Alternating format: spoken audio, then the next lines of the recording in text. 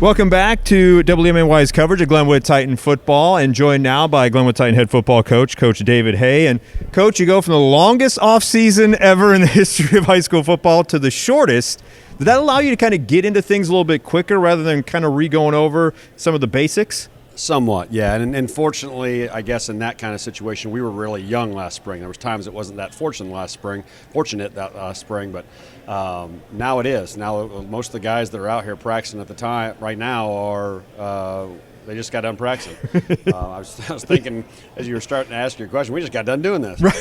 The turnaround time was really, really short, and our kids have done a great job at handling it. And now we have some experience, whereas we didn't, just a few short months ago. And the offseason looked a little bit different. You're actually able to do some 7-on-7. So how much does that help the progression as well? Well, that would have really been nice before last spring, and it has helped. You make a lot of mistakes in 7-on-7, and you get them on film, and you try to get them fixed and get them back together. And so that was definitely an advantage going into this kind of normal year thing. You got a new quarterback for the fall season. Tell us a little bit about Jack Knutson. What have you seen from him in the off season that has got him to be the starting quarterback for you guys? Jack's a program kid. He's been in the program. I remember him in our youth camp growing up. I don't know what grade it was. Really, really long time ago.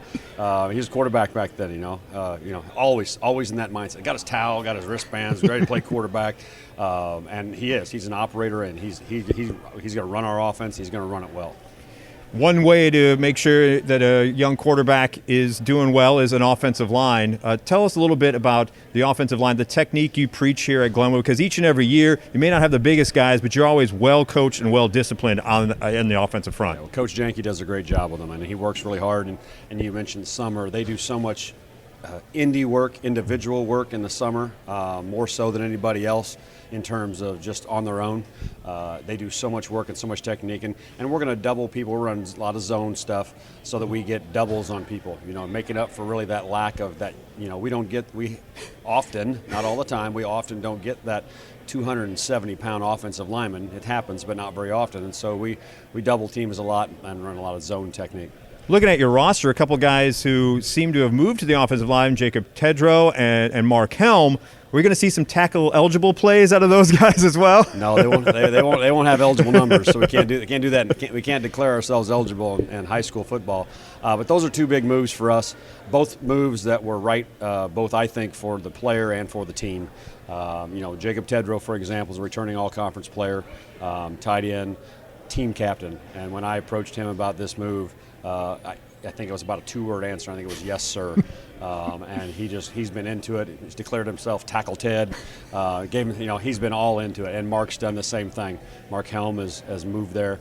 And I think that's where Mark's future is as a player, both with us, for 3 more years, and of course, one of these days in college.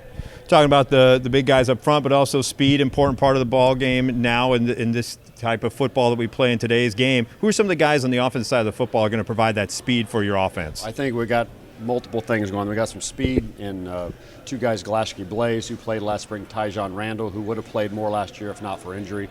Then we got some power guys. Jamarion Smith is going to going to start in the backfield. You have to deal with him between the tackles and those guys on the edge. Then we got some playmakers on the outside. We return Zeke Baxter. We return Logan Tomlinson on the edge.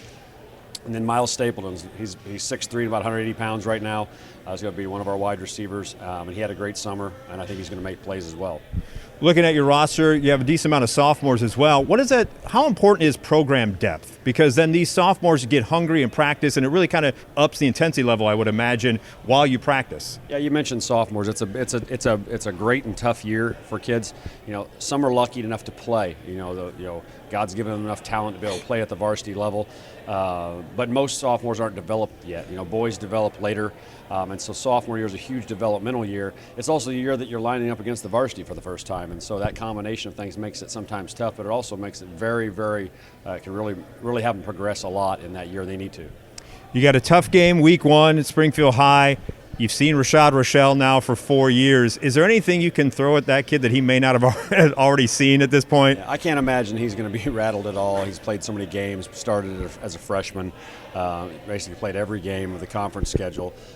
So it's like anytime you play a big time player, a big skilled player, they're going to make a few plays. You just got to try to control that and make the plays yourself. If there's one thing you stress your defense about him, would you prefer him to stay in the pocket, to not allow him outside to make plays with either his feet or his arm? You always don't want.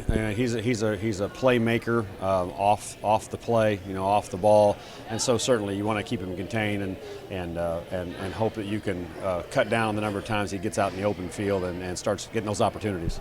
Defensively, Springfield High says they want to be fast, fly to the football. When you're playing a defense like that, what can you do offensively to combat that? Well, we're going to run zone schemes right at them, and they're going to have to deal with double teams. You can have all the speed in the world, but if you get double teamed and your linemen get up on your linebackers, then you're in trouble. So we're going to do what we do, we've had success pretty regularly with that and in these games. So I think we'll stick with that. How excited are you as a coach after the spring, what you went through to get to a point now where you have football, where at the end of this season you have a tangible goal of state playoffs and possibly a state title? Yeah, in terms of looking forward, that routine thing is there.